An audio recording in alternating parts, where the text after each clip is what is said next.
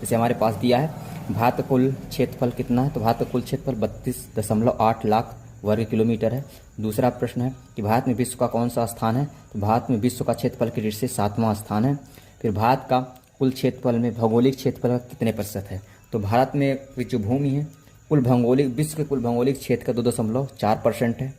भारत का सबसे दक्षिणी पॉइंट, भारत का जो मैप है उसमें सबसे दक्षिण बिंदु में कौन सा पॉइंट है, तो इंदिरा पॉइंट है। इसके बाद हमारे पास है भारत की स्थलीय सीमा, तो जो भारत का सबसे दक्षिणी पॉइंट है तो इंदिरा पॉइंट है। और इसके बाद आता है भारत की स्थलीय सीमा की कुल लंबाई, तो भारत की स्थलीय सीमा मतलब जितनी भाग जमीन से जुड़ी हुई है उसको हम बोलते हैं स्थलीय सीमा बोलते हैं। स्थलीय सीमा की लंबाई हमारे पास 15,200 किलोमीटर है। इसके बाद हमारे पास है भारत के पास जलीय सीमा, जल का मतलब जहाँ समुद्र से, भारत की सीमा जहाँ समुद्र से टच करती है वह 7516.6 किलोमीटर है। इसके बाद सुएज नहर को कब खोला गया था, सुएज नहर को 1869 में खोला गया था। गुजरात एवं अरुणाचल प्रदेश के बीच स्थानीय समय का अंतर कितने घंटे का, तो हम इसका मतलब ये है कि हमारे गुजरात और अरुणाचल प्रदेश के बीच स्थानीय समय का अंतर 2 घंटे का। कहने का मतलब है कि अगर अरुणाचल प्रदेश में 2 घंटे पहले सूरज उगता है और गुजरात में 2 घंटे बाद सूरज क्या करता है, डूबता है, इसलिए इसको कहते हैं कि स्थानीय समय में कितने घंटे का अंतर है, 2 घंटे का अंतर है। इसके बाद हमारे पास दिया है मानक, भारतीय मानक के अनुसार यह उत्तर रेखा उत्तर प्रदेश के किस राज्य से होकर गुजरती है, तो भारत की मानक रेखा मतलब जो मानक रेखा समय निर्धारित करती है वो उत्तर प्रदेश के मिर्जापुर जिले से होकर गुजरती है।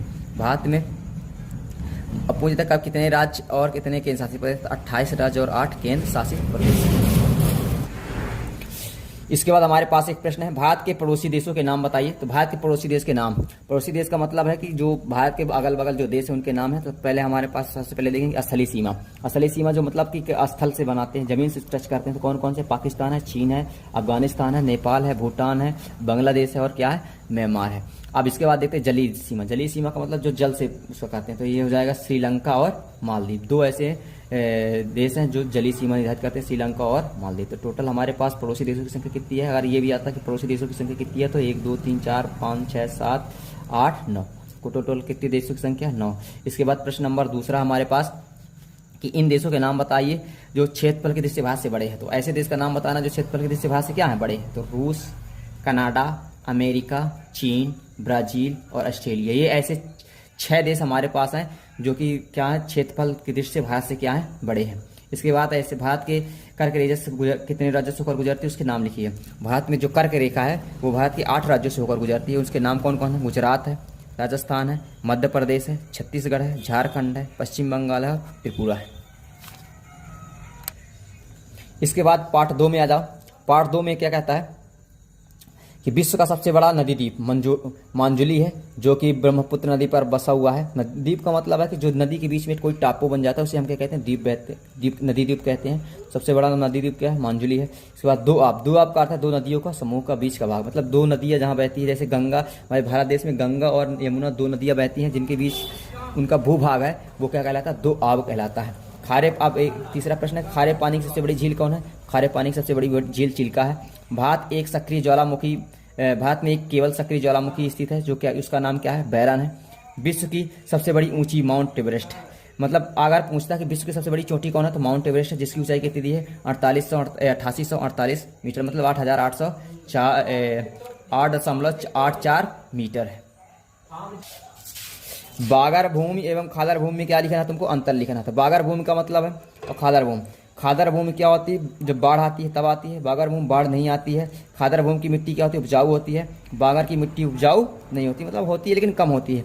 खादर में नई नई मिट्टी रहती है जबकि बागर में नई मिट्टी नहीं रहती है। तो ये हो गया खादर भूमि और बागर भूमि में। अब भारत के उत्तरी मैदान का वर्णन करो, तो भारत के उत्तरी मैदान का मतलब है कि भारत का वह भाग जो मैदान की 3 प्रमुख नदियां सिंधु, गंगा, ब्रह्मपुत्र प्रणाली से मिलकर बना हुआ है। लाखों वर्षों से यह गिरपथ से स्थित बहुत बड़े द्रोणी में जलोढ़ों का निक्षेप से बना हुआ है। मतलब ये जो भारत का उत्तरी मैदान है 3 नदियों का जो मुख्य नदी है ब्रह्मपुत्र, सिंधु और गंगा नदी का जो एरिया है वो भारत का उत्तरी मैदान कहलाता है। इसकी टोटल लंबाई कितनी है, इसकी टोटल लंबाई अगर हम देखें तो 2400 किलोमीटर है और इसकी टोटल चौड़ाई क्या है 240 किलोमीटर। कहने का मतलब कि हमारे पास अगर भारत का नक्शा तो ये ऐसे पूरा मैदान, ये पूरा भाग क्या कहलाता है, उत्तरी मैदान कहलाता है। इसके बाद अगला प्रश्न है कि भारत के पश्चिमी घाट एवं पूर्वी घाट में क्या लिखिए, अंतर लिखिए। भारत के पूर्वी घाट एवं पश्चिमी घाट में अंतर, जैसे हमारे पास दिया पश्चिमी घाट और पूर्वी, एक साइड पूर्वी घाट है, एक साइड क्या है, पश्चिमी घाट। तो यह प्रायद्वीप भाग पूर्वी भाग पर स्थित है, यह प्रायद्वीप भाग पश्चिमी घाट पर स्थित है। इसमें आने वाले राज्य प्रमुख कौन कौन है, उड़ीसा, आंध्र प्रदेश, तमिलनाडु है। इसमें आने वाले राज्य प्रमुख गुजरात, महाराष्ट्र, कर्नाटक, केरल है और गोवा भी आ जाता है। ठीक, अब तीसरा नंबर है, इस घाट में बहने वाली नदियों का निर्माण होता है, जो क्या किसका निर्माण करती है, डेल्टा का। पूर्वी घाट में बहने वाली नदियाँ किसका निर्माण करती है, डेल्टा का। पश्चिमी घाट में बहने वाली नदियाँ डेल्टा का निर्माण नहीं करती। तो ये हमारे पास पश्चिमी घाट और पूर्वी घाट में क्या है, अंतर था।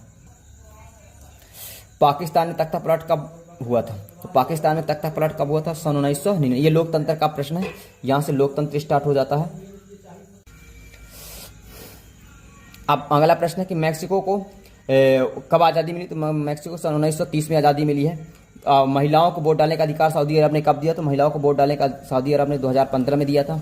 जिम्बाब्वे कब आज़ाद हुआ, तो जिम्बाब्वे सन 1980 में आज़ाद हुआ है। चीन में कब भीषण अकाल पड़ा था, चीन में सन 1958 से 1961 के बीच में बहुत बड़ा अकाल पड़ा है।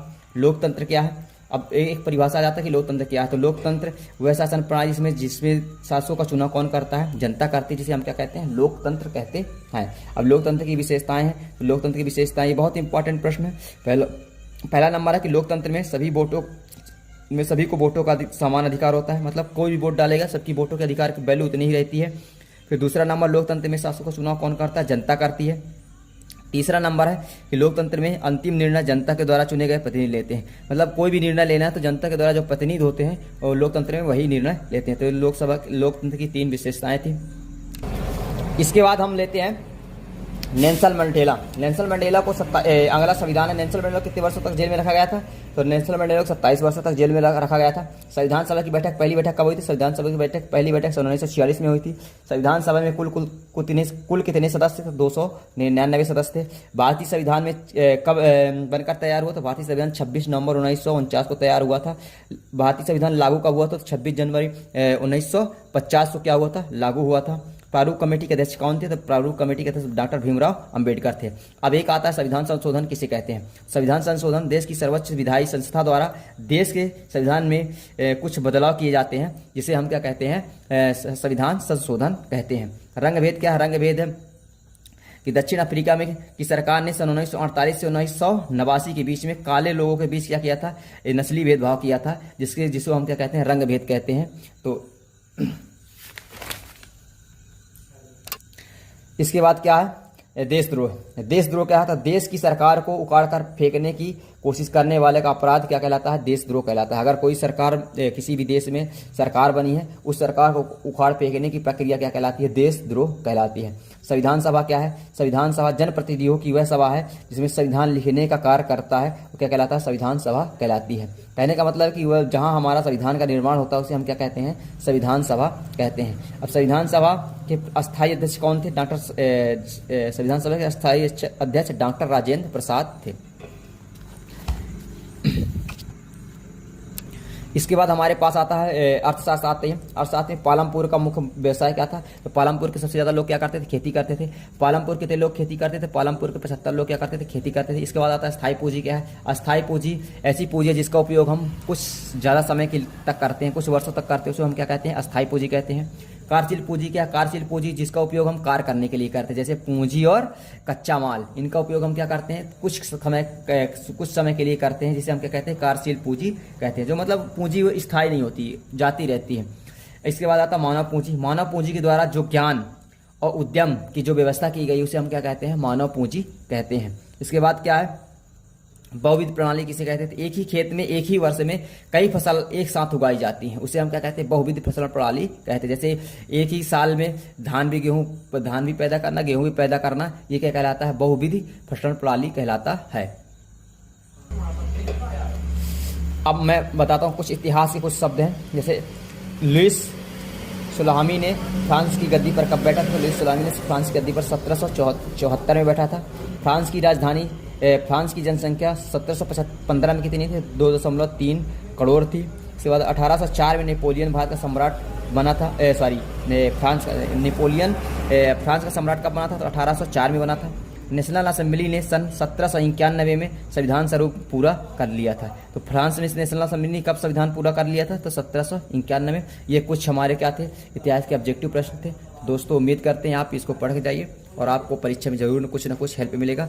तो अब वीडियो को लाइक कीजिए और चैनल को सब्सक्राइब कीजिए।